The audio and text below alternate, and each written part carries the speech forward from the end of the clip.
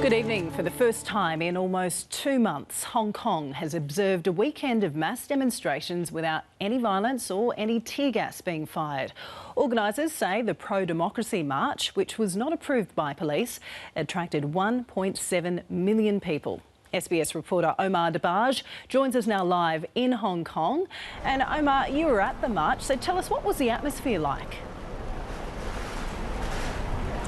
Janice, the mood could best be described as harmonious, and when the torrential rain hit and the scores of umbrellas came out, people's spirits weren't dampened in the slightest. The numbers didn't diminish, and in fact it felt as though there were more and more people appearing, and the streets, well, they remained jam-packed.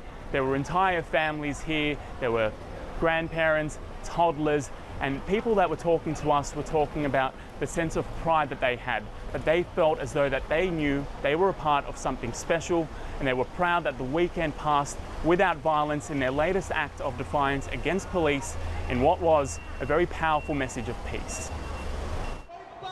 Unity underscored in Hong Kong yet again by the simple use of the umbrella. Defying a downpour and a police order, scores marched on the streets, although for the most part it was actually more of a crawl. Police had only authorised the protest to be an assembly at Victoria Park. But within an hour, Hong Kong Island's major thoroughfares were flooded with people. We have one goal. The goal is asking the government to hear what the people say. So it doesn't matter rain or shine? Oh, it doesn't stop us anymore. We cannot. We are very determined.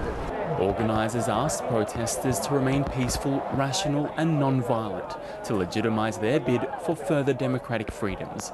They got it, the march ending without incident, in stark contrast to the previous 10 weekends. But some protesters fear if this is not considered a watershed moment by the government, then their efforts will amount to nothing. We won't give up until we got our answer, because Carrie Lam is living in her own deception. The only power belongs to the people. One of the biggest constants from this movement that's now entering its 12th week has been the incredible signs of solidarity amongst the protesters here. Tonight, despite the heavy rain and despite the calls from police to clear Causeway Bay, they remain united, and their message to both the Hong Kong government and police as clear as ever. As the evening wore on, many protesters headed home, while others went to police and government headquarters in Admiralty. There, hundreds stood around on Nathan Road, waiting to see what police would do. But officers didn't do anything. In fact, hardly any could be seen. With the impasse between protesters and authorities still unresolved, a bitter divide remains in Hong Kong. Today, police acknowledged what it called a generally peaceful protest, but criticised the few who remained in Admiralty. Beijing, meanwhile, only repeating its rhetoric, comparing the previous actions of some of the protesters to that of near terrorism, while its military tanks remain stationed along the border. And Janice, today has a very, very relaxed atmosphere in the air. As you can see, Hong Kong is bustling, and that can be put to the fact that the weekend passed without incident. Moving forward now, the question is, how will Hong Kong's government respond to this weekend of peace? Will it extend an offering of its own? Protesters say that they are prepared to take back to the streets should their impasse remain. And we've been speaking to many protesters, Janice, throughout our time here, and many of them speaking about the reason why they're taking to the streets, one of whom was an Australian, a dual national, who says they're fighting for greater democracy. And we'll have more on that later in the bulletin, Janice. Look forward to it. Omar Dabbagh joining us live there on the streets of Hong Kong. Returning now to Hong Kong, and the organisers of last night's rally had wanted to draw once again on the wide pool of public support after previous weeks had descended into violence. And the numbers show they did. Organisers say 1.7 million people turned out for the peaceful demonstration. They may have a common motivation. But for every protester, what brings them to the streets is also very personal. SBS reporter Omar Dabbagh joins me now once again live from Hong Kong. Omar, you've been speaking to some of the demonstrators. We have, Janice. Good evening again. We've spoken to people from all walks of life here in Hong Kong, and universally many people talk about their pride for the territory. They say that they feel that they want their voices heard, and not just by the Hong Kong government and Beijing, but the world. Many people have been thanking the media simply for being here to share their stories. One such protester we spoke to is also an Australian citizen, a dual national who speaks of pride for both nations.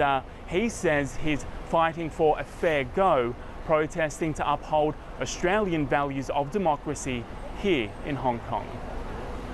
Watching over the city he holds close to his heart and passionately wants protected.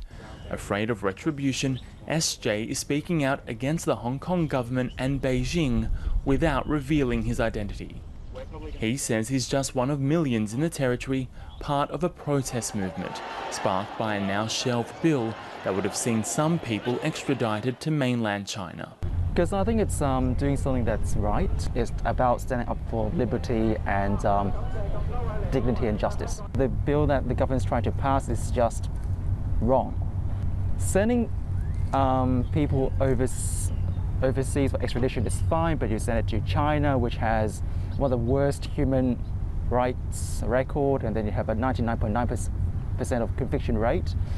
It's putting everyone in jeopardy. But Hong Kong isn't SJ's only home. He's been an Australian citizen since childhood and completed his Commerce Masters in Sydney.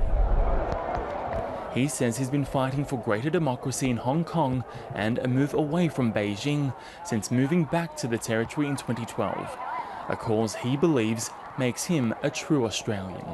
What the protesters are asking for, not being extradited to China, having a fair legal system, having a fair political system, it aligns with our Australian values about dignity, freedom, fair go. Values he marched for on Hong Kong Island yesterday. With the protest appearing to be peaceful, SJ chose not to wear his helmet as he walked under a sea of umbrellas. How do you feel being here finally with a rally of this proportion? It's inspiring to see that despite the weather, despite all the uncertainties about what's going to happen, we still have such a massive turnout. But the past 11 weeks has had countless moments that were far from inspiring. Violence between protesters and police has been rife and highlighted in Chinese state media. Charlie, a protester born and raised in Hong Kong, says authorities aren't listening to their demands, and so different tactics have been deployed in an effort to be heard. You know, there are two parties, right? Sort of during this whole movement, there are the Yong Mo Pai, which are the valiant bunch who are more at the forefront. They're more daring. There are also the peaceful protesters, right? We call them Wo Lei Fei, which means peace, rationality, and nonviolence. Because I know myself, I started off as a peaceful protester.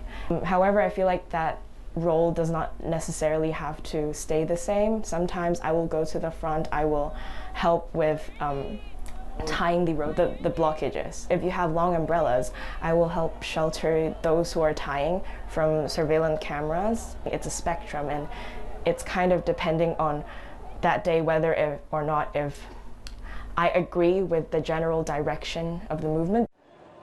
Some 750 protesters have been arrested since the unrest began, a further 100 prosecuted. Sharon Fast, a legal analyst from Hong Kong University, claims some suffered from police misconduct and is setting up a fact-checking unit to hold the proper people to account. We're facing issues that are kind of, unprecedented for the city. It's a very long legal battle ahead. As litigants, we need to prepare people to have the emotional and social support to continue with their cases. As for SJ, he's optimistic his cause won't be for nothing. It's going to be a long-term struggle. Like if it drags on, it dies down this time, there's going to be another one, because people know what the government's doing. A pledge to continue fighting for a cause that has captivated the world. In Hong Kong, Omar Dabbagh, SBS World News.